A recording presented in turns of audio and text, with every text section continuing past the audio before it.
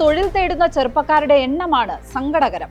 ആകെ തൊഴിൽ തേടുന്നവരിൽ 29.9% 15നും 29നും ഇടയിൽ പ്രായമുള്ളവരാണ്.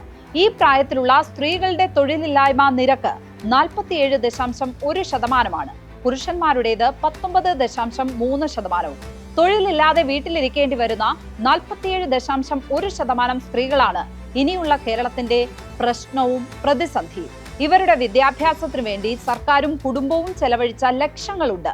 ആ തുകയാണ് ഒരു പ്രയോജനവുമില്ലാതെ പോകുന്നത്. ഇക്കൂട്ടത്തിൽ വിദ്യാഭ്യാസ വായ്പ എടുത്ത് പഠിച്ചവരുമുണ്ട്. അവരുടെ തിരിച്ചടവുകൾ മുടങ്ങുകയാണ്. വിദ്യാഭ്യാസമുള്ളവരുടെ തൊഴിലില്ലായ്മ നിരക്ക് ഇവിടെ കൂടുന്നതിന് ഒരു കാരണമേയുള്ളൂ. നമ്മുടെ നാട്ടിൽ ബഹുഭൂരിപക്ഷവും ഉന്നത വിദ്യാഭ്യാസം നേടുന്നുണ്ട്. അതിൽ നല്ലൊരു പങ്കും സ്ത്രീകളാണ്. മറ്റു സംസ്ഥാനങ്ങളിൽ സ്ത്രീകളുടെ വിദ്യാഭ്യാസം പലപ്പോഴും 10ാം ക്ലാസ്സിന് താഴെ അവസാനിക്കുകയാണ്. കേരളത്തിൽ കുറഞ്ഞത് ബിരുദം എന്ന നിലയിലേക്ക് എത്തിക്കഴിഞ്ഞു. ഇവർക്കുള്ള തൊഴിലവസരങ്ങൾ ഈ നാട്ടിൽ തുറന്നു വരണം. നമ്മുടെ നാട്ടിൽ അങ്ങനെ അവസരങ്ങൾ ഉണ്ടാകണമെങ്കിൽ അടിസ്ഥാന സൗകര്യം വികസിക്കണം.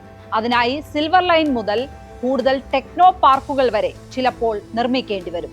തൊഴിൽ വേണോ, തൊഴിലില്ലായ്മ വേണോ എന്നുള്ള ചോദ്യത്തിനാണ് വിവാദങ്ങൾ ഉണ്ടാക്കുന്നവർ മറുപടി പറയേണ്ടത്. സ്പോട്ട്ലൈറ്റ് ഇനി നാളെ ഇതേ സമയം. നമസ്കാരം.